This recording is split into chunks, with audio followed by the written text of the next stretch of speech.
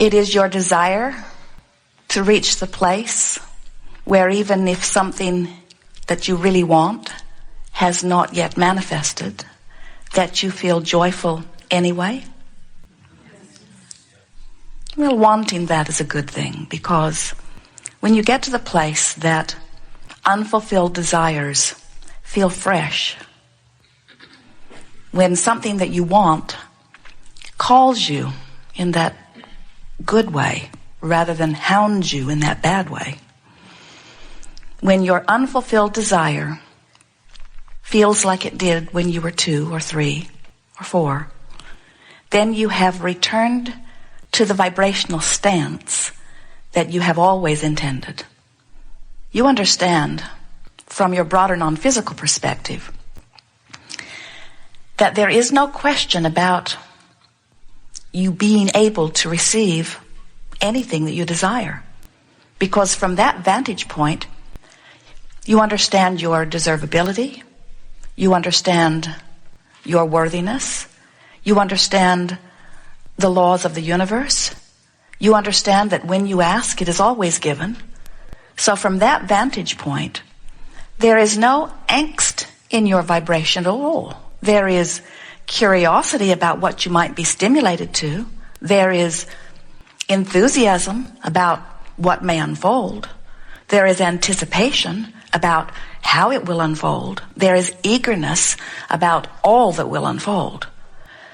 But from your non-physical stance, before you got here into this body, and even now from that vantage point, there is not a particle of discouragement or worry about things not yet manifested, because it is so clearly understood that all you have to do is focus and relax and allow it to be. In your physical format, you get caught up in all kinds of confusion. A lot of it hinges around a feeling of competition.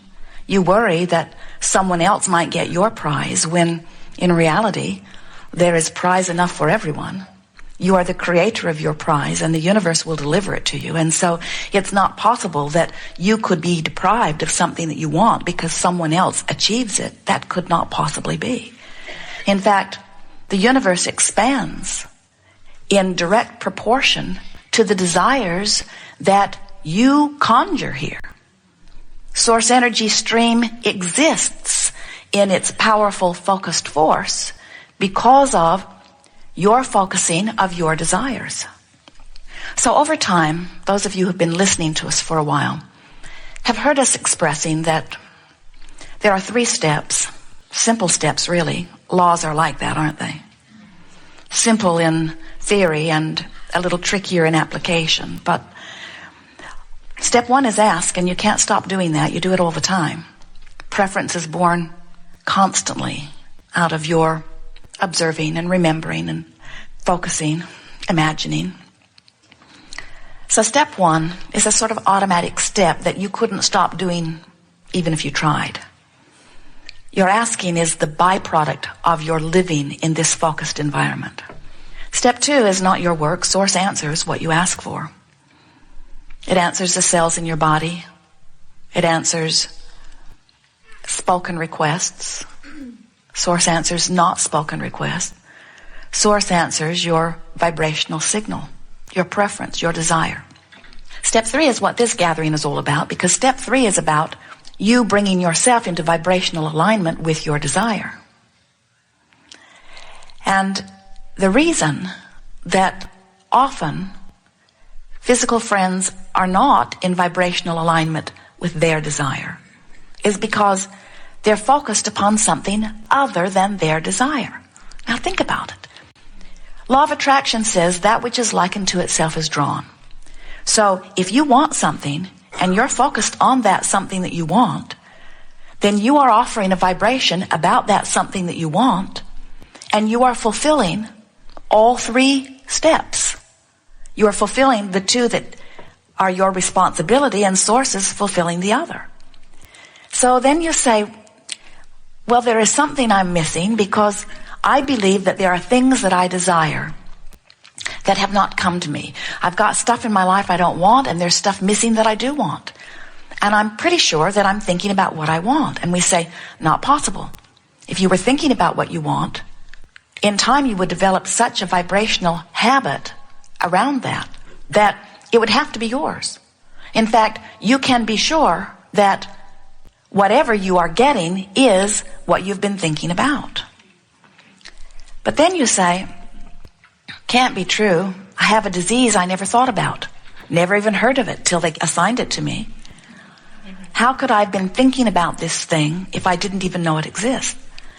And we say, you develop patterns of thought which cause you to offer patterns of vibration which equal what you are living. And what manifests is always an accurate reflection of the thoughts that you've been thinking. It is helpful if you think in terms of the vibrational essence of the thought that you are thinking. You might not have assigned it a name, but if you are focused upon the absence of well-being in some area of your life, and you have held your attention upon that enough that you've sort of, we like to say, beat the drum of it, meaning you develop a vibrational cadence. It's where your thoughts easily go. It's where your conversations easily turn. It's just the way you feel about this or about this or about this or about this. Those practiced conscious or unconscious vibrations then become your point of attraction, and what you're getting matches that perfectly every single time.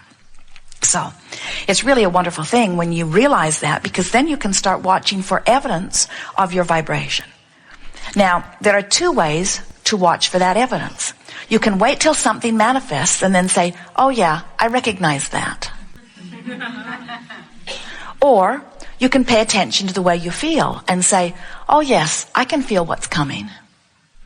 Your emotions are these fabulous indicators that let you know what your vibrational content is. And your emotions feel the way they do because of two important vibrational factors. The factor of desire, which is the summoning power, and the factor of allowing, which is the letting what you've summoned flow or the not letting what you've summoned flow. If you really, really want something, you're summoning energy in a stronger way. If you've wanted it for quite a while, you're summoning it even more. If you think about it often, you're summoning it specifically. So just like you can take a spectrum of light and focus it into a very powerful laser beam, you have desires that you have focused into very powerful laser beams. So the more focused thoughts are the thoughts where the energy moves faster. And in that faster energy, any contradiction shows up more. Just like if you're driving your car 100 miles an hour and you hit a tree, the tree is a bigger factor than if you were going 5 miles an hour. So the two factors that your emotions are always letting you know are how focused the energy is by virtue of your desire, and how your normal thoughts around the subject resonate or don't resonate with that desire. Easier way to say it is, what's my attitude or what's my mood about such and such? When I think about my body, do I love it? Am I grateful? Does it annoy me? Does it embarrass me? Do I praise it? Do I love it? Do I condemn it? Do I adore it? Do I hate it? Do I compliment it? Do I criticize it? In other words, what kinds of things do you say about your body?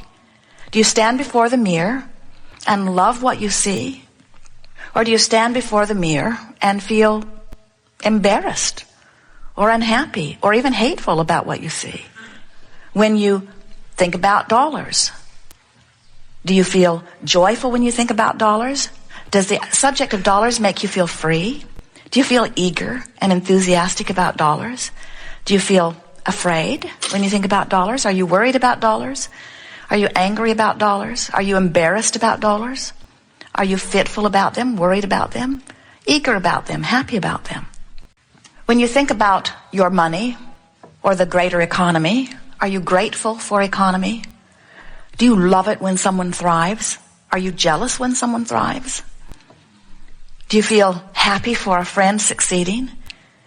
Do you feel unhappy about your not so much success when you see a friend succeeding? Do you blame the government? Do you blame the economy? Do you blame your employer for not paying you more? How do you feel? It turns up in all these different ways. All day, every day, you have opinions and attitudes. Most of them you didn't even figure out on your own. You hung around with somebody else, who hung around with somebody else, who hung around with somebody else, who hung around with somebody else. And often you've developed an attitude about money. You know, there's a pervasive attitude about money that says rich people somehow are inappropriate. They've done something wrong. How dare they succeed and point out to me my lesser success? Or even worse, how dare they succeed and take such a big piece of the pie that the rest of us are left with crumbs, or maybe nothing? If you are not sure what your vibrational essence is, we understand why you might not be sure, because most physical friends have not been noticing the emotional correlation between thoughts that just feel normal. In other words, when you woke up every day and you heard your mother say something, and you trusted your mother, she gave you food, she gave you shelter, she seemed like the vortex through which a large amount of your well-being flowed, and so she seemed like someone to listen to, and she was bigger than you, and she always thought she was right, especially in the beginning. And so you began to pattern your thoughts around the same kinds of thoughts that she was thinking, because things went better for you when you did that. When you disagreed with her, it didn't go as well. Then when you went to school, there were others who wanted your agreement. And as you get out into the world or into your own relationships, there are others who want your agreement. And so you find yourselves, bless your hearts, upside down and all around as you are trying to conform to the primary stream of thought relative to subjects. You want to do what's socially acceptable, for you do not want to be an outcast, and you want to do what's politically correct because you do not want to be an outcast, and you want to do what your family expects of you because you don't want to be disinherited, and you want to do what your religion says because you don't want to be disavowed or to go to hell, which is far worse than any of the other things.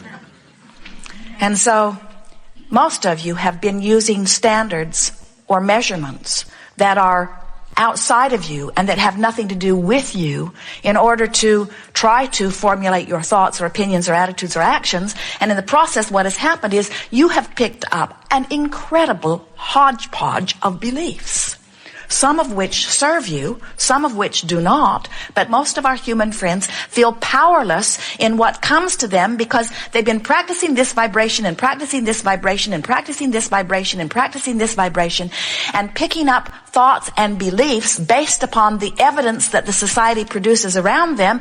And now you find yourselves often with a whole bag full of beliefs that are not serving you. This is the greatest message. As you hear this, this will free you from vibrational resistance. As you hear it, internalize it, and then practice it. The thing that is most hindering, you look at what people are living, and you gather your evidence or statistics, and then you claim it as true. You say, it must be true.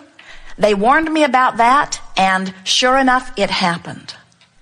And what we are wanting so much for you to hear is that what anyone is living, you included, your culture, your environment, your society, your city, your family, your person, what anybody is living, the truth or the evidence that you are producing is only the truth that manifests in response to the habit of vibration that you offer. So when you look out into your society and you see something wanted or unwanted and you proclaim it as true, which is the reason that you give that others should think about it, write about it, talk about it, understand it, and accept it as truth. Do you feel how screwy that is? That's like saying, there's something out there that I do not want, but because somebody else created it in their experience and it became their truth, now I must beat the drum of it and make it my truth too. And we say, fortunately, there is a variety of truths for you to pick from. Fortunately, you are the creator of your own truth. Fortunately, no one can write a book. No one can start a movement. No one can center a religion. No one can say, these are the things that are important for you to do and these are the things that you must not do, because no one knows the mix of intentions and the mix of beliefs that you hold.